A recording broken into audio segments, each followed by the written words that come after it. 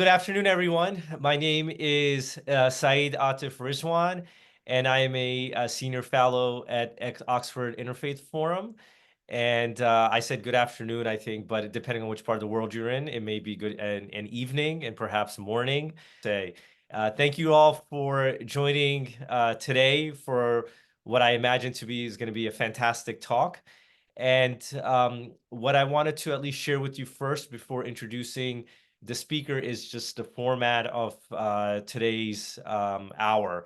So first, our speaker will speak for about 40 minutes, and then thereafter, I will help field Q&As for about the next 20 minutes. And so it's a pretty straightforward program, and one that I'm sincerely looking forward to. So in terms of our speaker, you may have seen already on the announcement, but just to refresh all our memories, Professor Ori Z. Soltes is professor of Jewish civilization at Georgetown University here in the United States. He teaches across a range of disciplines from art history and theology to philosophy and political history. He is the former director of the B'nai B'rith Klutznick National Jewish Museum and has curated more than 90 exhibitions across the country and overseas. He has authored or edited 25 books and several hundred articles and essays. And today's talk by Professor Soltes will be Welcoming the Stranger, Abrahamic Hospitality and its Contemporary Implications. So with that, I will turn it over to you, Dr. Soltes. Thank you so much, Said. It's a pleasure to be with all of you. And it's always a pleasure to do anything that involves the Oxford Interfaith Forum. The book, which essentially I'm reporting on, grew out of a conference that I organized back in 2019 with my colleague, Rachel Stern, the head of the Fritz Asher Society, about which I'll say a bit more in a few moments. It was in the context, of course, of 3 years into the presidency of Donald Trump and the particularly strident tones that had emerged in the United States, which had been growing, I suppose, largely since the aftermath of the birth of ISIS, which, of course, is something for which we are ultimately responsible, the United States, that is, and the so-called Arab Spring, all of which yielded an extraordinary volume of refugees with nowhere for sure to go and large questions about where they could go or where they could come. And in the United States, which on the one hand is and prides itself on being a nation of immigrants, has also had through its history any number of times where we have not only not been a nation that embraces immigrants, we've been a nation that has fought against immigrants, going back to the group in the 1830s and 40s that, with no sense of irony, called itself the nativists. I suppose if I've been here for 2 generations, that already makes me a native, and I completely forget about another population that has been here for thousands of generations, as I call myself a nativist. But during the Trump period, that sensibility was at a particularly large and strident level. So one of the things that occurred to me as I looked across the landscape of his supporters, is how many of them come from strong or supposedly strong religious traditions, Abrahamic religious traditions to be more specific. And I thought, don't you people know anything about your own traditions, where the stranger is to be welcomed and not rejected? And with that in mind, Rachel and I organized a conference that took place at Georgetown. It took place later on at Fordham University. There was a delay because of COVID between the 2 conferences.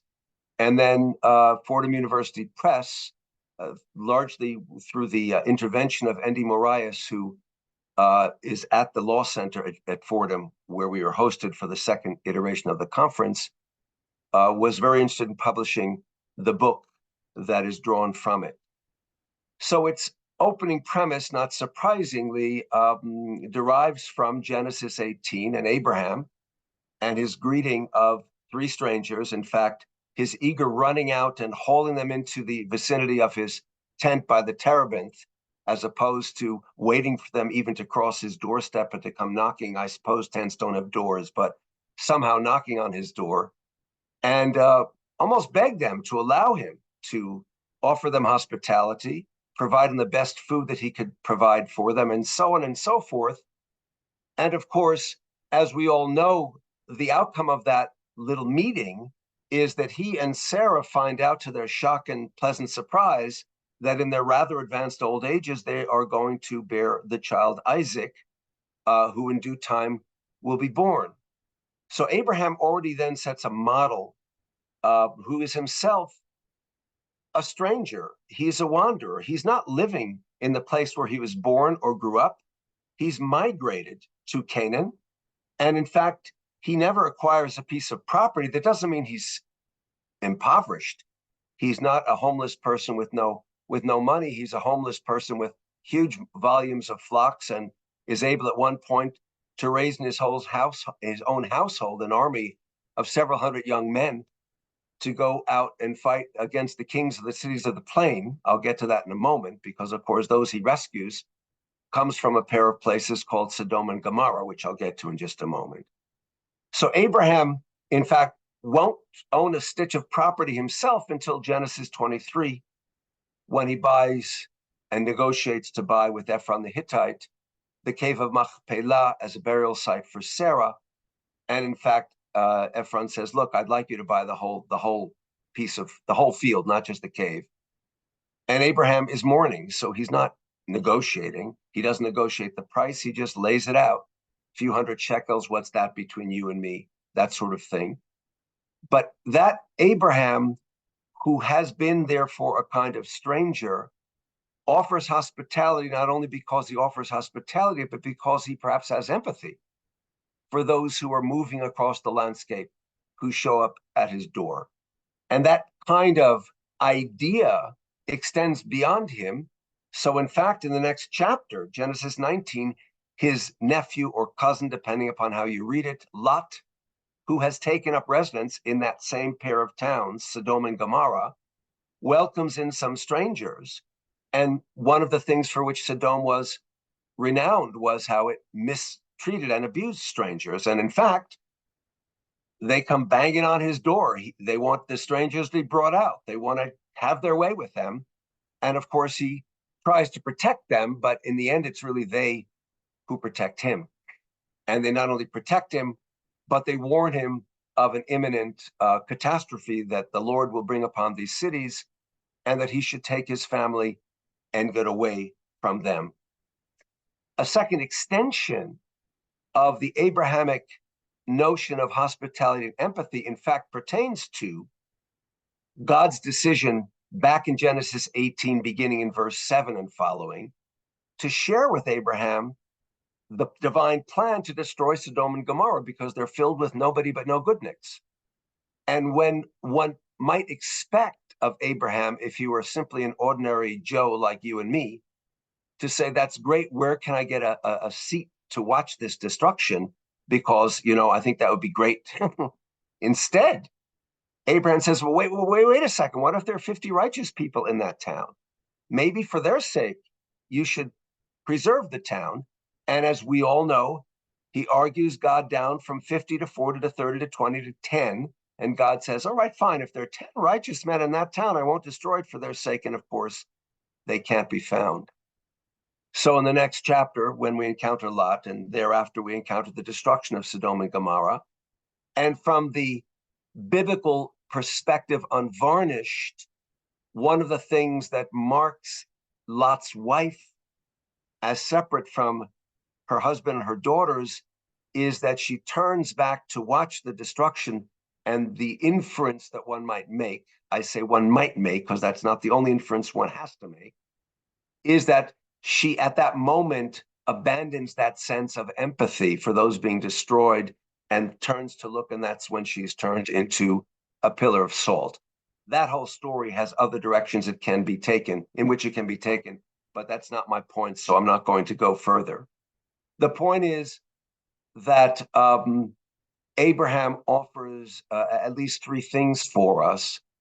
He does offer us a model, and And one of the things about Abraham that I am fond of remembering is he is a model. He's kind of a superhero in the spiritual way. The Sodom and Gomorrah argument with God, and maybe even the way he rushes out to greet the strangers, is more than ordinary. But he's also very ordinary in a very fundamental way.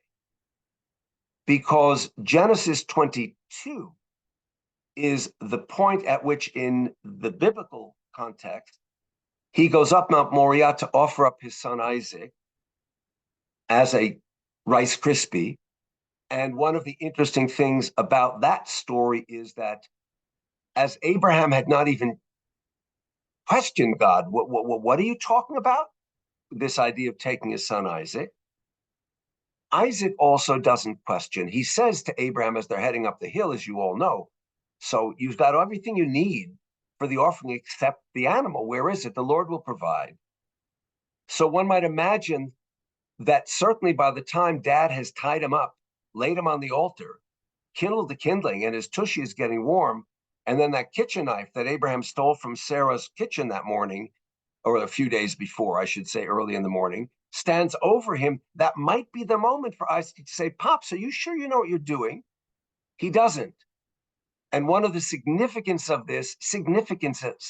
of this is that it means that Isaac has taken on a kind of faith, which in that time and place is unique, that he didn't simply inherit by gene pool, by DNA from his father, but that he made a choice to be part of that same sort of a covenantal relationship. But the other thing about that story that always intrigues me is they go down the mountain and off they go together for a moment, but then Isaac goes back to Sarah. Abraham does not. So that's the human part.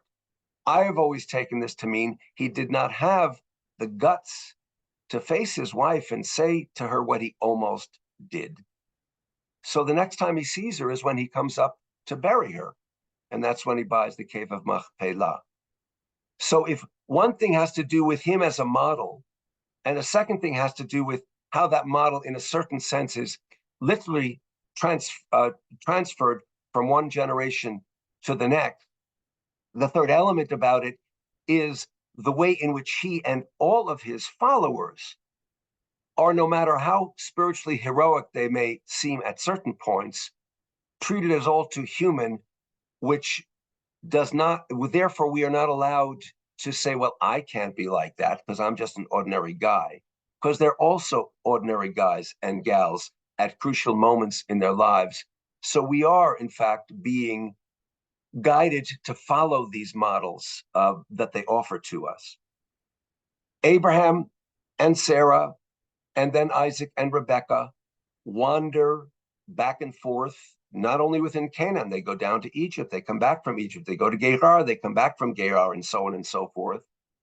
Isaac's one of his sons, Isaac's son Jacob, of course, is, by way of a different kind of experience, transformed in name to one who has wrestled with God, one who has striven with God, Yisrael, Israel. And his heirs and descendants, of course, go down into Egypt, remain in Egypt, experience whatever sort of servitude they experience in Egypt, and eventually come back toward Canaan, led by Moses. And there are myriad references to the fact that they in Egypt were strangers. And the implications, not only that they were strangers there, but strangers throughout their wanderings to come back. So in Exodus 23:9, in Leviticus 10:33, you were strangers in the land of Egypt, which means that their descendants are constantly having beaten into their brains the notion of hospitality and the empathy that engenders proper hospitality, because empathy means I feel one with you. Sympathy, I feel with you. Empathy, I feel one with you. I can feel one with you if I have had the kind of experience, or I can cast myself into the kind of experience you're having, and therefore feel one with you. And this idea, of course, will extend into the prophetic books. So I'm just giving one example here, Jeremiah 7:6, where specifically, it's interesting, he references not oppressing three categories of individuals who clearly are typically disenfranchised, in the world of which we speak. The order is the stranger, the ger, the orphan, the widow. So it is interesting, and we can just say it's just happenstance, or we can say nothing in the divine writ is happenstance, it's all intentional. That emphasis front and center is once again on that kind of a stranger, a ger, because what I'm calling stranger, of course, has different words in Hebrew that one might translate that way, and though different words are handled differently. So I'm specifically thinking of ger, and again, this is just a brief talk, so I'm not going into details. Feel free to get a copy of the book, and you can find the details explored. The idea extends, of course, in myriad other directions. So on the one hand, the Hebrew Bible becomes a foundation for diverse edifices, such as the New Testament, and then the patristic literature that does for it what rabbinic literature does for the Hebrew Bible, or at least parts of it. And in the book and at our conferences, two different scholars, Thomas Massaro and Craig Musin, both talked about the Christian contexts in which the stranger must be respected, the stranger must be treated well. For example, beginning with Luke 10 and John 11, where Jesus makes specific reference to having been hosted more than once in Bethany at the house of Martha, and so on. There are many of those kinds of allusions that these two speakers spoke about and these two writers write about in the course of the book. And of course, within the Jewish tradition itself, I just referenced the rabbinic tradition. And so you have not only a handling of the subject within the Talmud itself, but beyond that, my favorite example in the medieval period is Nachmanides. Nachmanides has this disputation in Barcelona in 1263, which in terms of pure content, apparently he wins, because the royal sponsor, Jaime I of Aragon, gives him 300 gold, whatever they were, as a reward, saying, I never heard such an eloquent argument for a false faith. But in the long run, the Dominican order that is sponsoring the whole thing in the first place is able to prevail upon the Pope to exile Nachmanides, initially for a couple of years, and then it becomes a lifelong exile. And surprise, surprise, one of the passages on which Nachmanides spends a lot of effort and energy is Exodus 23:9, and he talks about wanderers, he talks about strangers, and he specifically uses the phrase how a stranger gets enveloped in loneliness. And talk of empathy, clearly, I think, in his case, this was empathy for all strangers because he very well understood from his own experience that he was one. And of course, continuing edifices on the original foundation include Islam, the Qur'an, of course, the Hadith, the various madhabs or schools of jurisprudence of Sharia that ultimately shape Islam. So one doesn't understand Judaism if one only looks at the Hebrew Bible. One doesn't understand Christianity if one only looks at the New Testament, or the Hebrew Bible and New Testament, or Hebrew Bible, New Testament, and intertestamental stuff. One doesn't understand Islam if one only looks at the Qur'an. In all cases, we're talking about foundations upon which diverse edifices within each of these traditions is built through the various discussional possibilities that proceed from those texts. And in the case of our conference and the book, Zeki Zaratoprak, a colleague and friend of mine from Cleveland, offered a very rich discussion on the handling of this question of how one must welcome the stranger that extends in Islamic thought from the very concept of zakat, which makes its first appearance in the Qur'an, to the way in which that concept, charity, encompasses hospitality, encompasses generosity, not just in the matter of, well, how much of my salary do I tax to help the poor? In the larger sense, how generous and hospitable am I being? And through the different discussions of Sharia that he offered to us.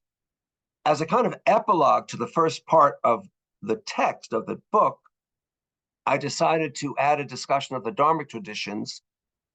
Frankly, for the book, we needed more pages. And I thought, well, I'd love to do something on the Dharmic traditions because it's something that I've spent a fair amount of time dealing with.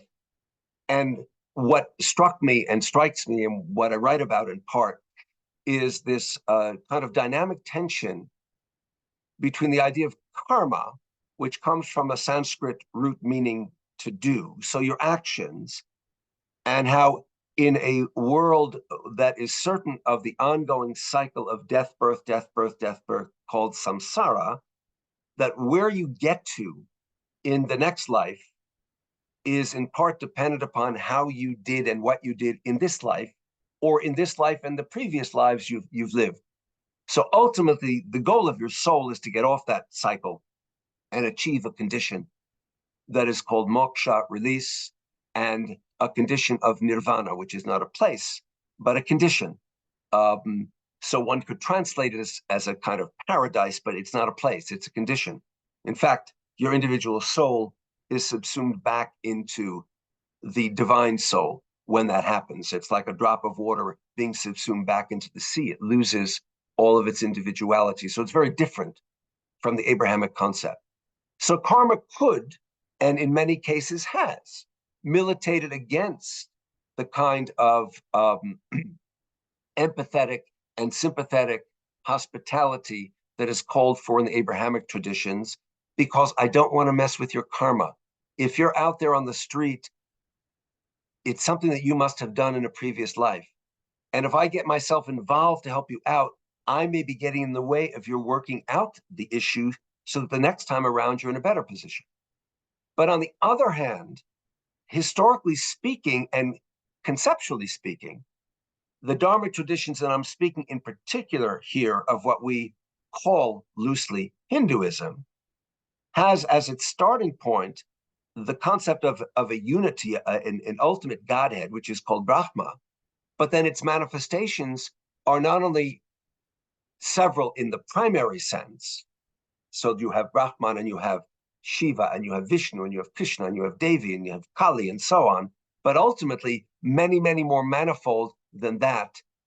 So you have different branches, as you might say, of I'm a Shaivite, you're a Krishnite, he's a Brahmanite, and so on. But historically, there is rarely any kind of argument over I've got it right, you've got it wrong. So we all get treated equally, and we're all comfortable in each other's presences and in each other's temples. And more to the point, as a practical matter, I look, for example, at the history of Jews in India, or the history of Christians in India, or I'm accepting the contemporary era, the history of Muslims in India. The stranger is always embraced, always accepted. There's never, you're not one of us, you don't fit here. And you look, for example, as I have, at the largest of the diverse Jewish communities in India, and they're all small anyway, but this is the largest of them, the B'nai Israel. And the beginnings of their traditions are so fraught with parallels to what's happening within the Hindu traditions of their neighbors. They are so comfortable with each other. And that works its way historically up to the present time, where people I know from that community report on those kinds of experiences growing up. So I thought it an interesting codicil to the discussion of the Abrahamic traditions to consider how both differently and yet in a practical level, similarly, the Dharmic traditions can behave, have behaved, do behave. And again, it's rather tragic that at the moment, India is in a different place historically because of a particular kind of leadership that it has that kind of mirrors the sort of leadership that the United States had when I was beginning this, then we were organizing this conference in the first place. So the first part of this book and the first part of the conference was about these kinds of theological and historical and conceptual issues. And the second part functioned on a more contemporary series of realities where we see people in action and not just in thought, doing and not just talking. So the first of the papers in the second half, against the background of this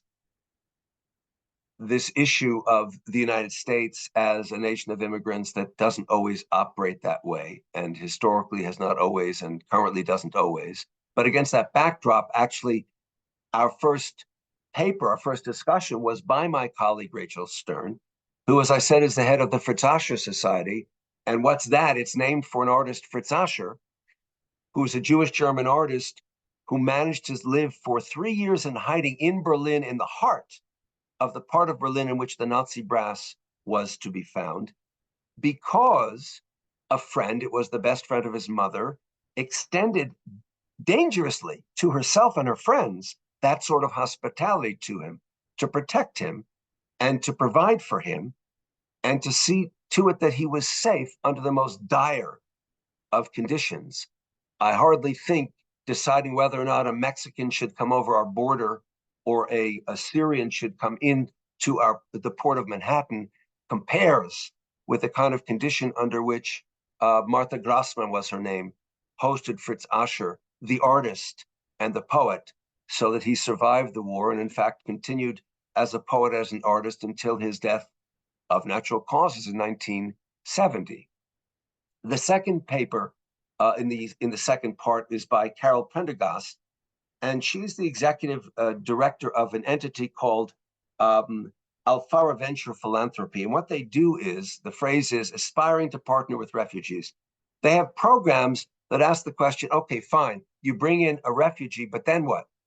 How does the refugee figure his or her way as a thread into the tapestry of the culture into which he or she has entered, that is in so many ways different from the one from which he or she came? And so they have all these social entrepreneurial projects that not only function here, but then extend backwards in the other direction across the Middle East and North Africa in particular, because it grew in the aftermath of the surge in refugees, in particular, from the ISIS area outward into different parts of the Middle East, North Africa, and of course from there up into Europe. So it's a very dynamic and a very inspiring story that she tells.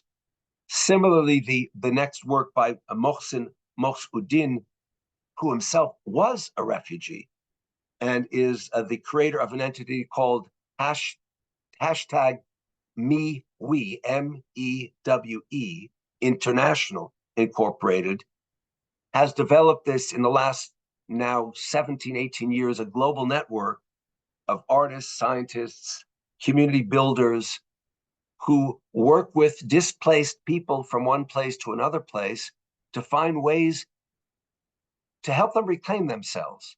From Afghanistan to Syria, to the refugee camps there, to Honduras, to Mexico, and the emphasis that they offer is on drawing out stories from people, telling your story that helps you be restored. There's a pun there between story and restored in terms of your sense of self, because obviously one of the most unfortunate parts of being forcibly displaced from one place to another, one language, one culture, one religion, one whatever, is your sense of self is upset.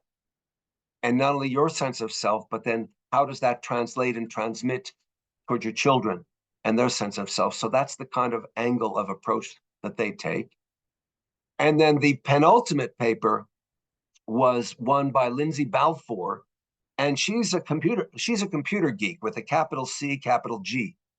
So her paper was about digital life and hospitality to come, translating in a way, not by accident, the kind of terminology with which this whole discussion began. You know, what do you mean by stranger? If you're looking at the Hebrew Bible and you're looking at Hebrew words for stranger, how does what Abraham do differ from what Ezra prescribes a century after the return from Babylonian exile, where he says, send away your foreign wives and children? Is it the same word? Is it the same concept? It turns out it's not the same word and it's not the same concept.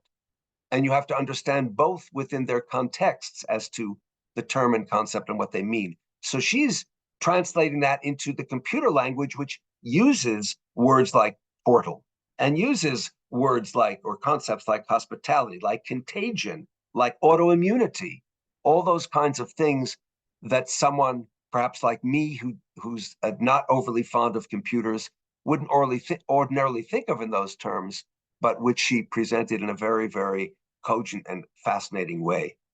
Our last presentation on the last short article in the book is by Mimi Tsankov. Mimi Tsankov is the president of the National Association of Immigrant Judges.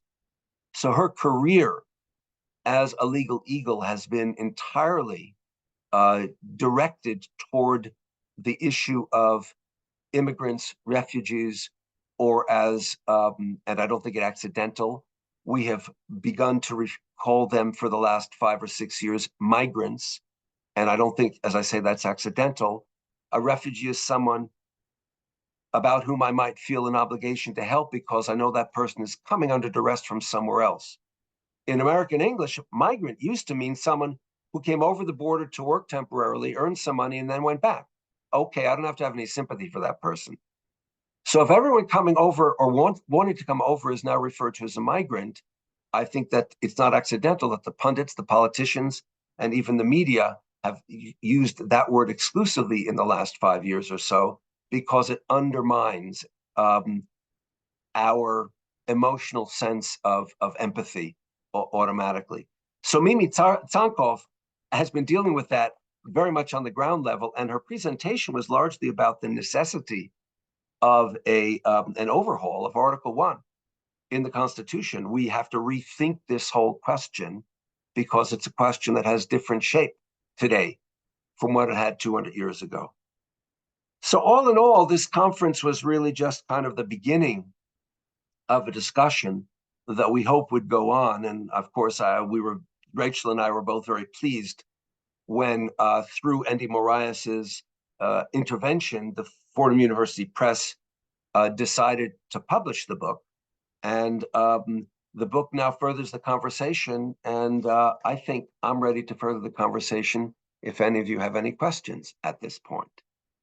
Thank you all very much. Thank you so much, Ori. Thank you, everyone, for your insightful questions and for this really rich discussion and practical ways as well as theoretical ways looking at the concept of hospitality through Abraham. And I found this to be... And thank you, Oxford Interfaith Forum and Thea and Syed for hosting me. Absolutely. Absolutely. So thank you again, everyone, for your time. Thank you again, Dr. Ori Soltes, for your time and for sharing your knowledge with us. And everyone, have a great rest of your day. Thank you, Ori. Thank you, everyone.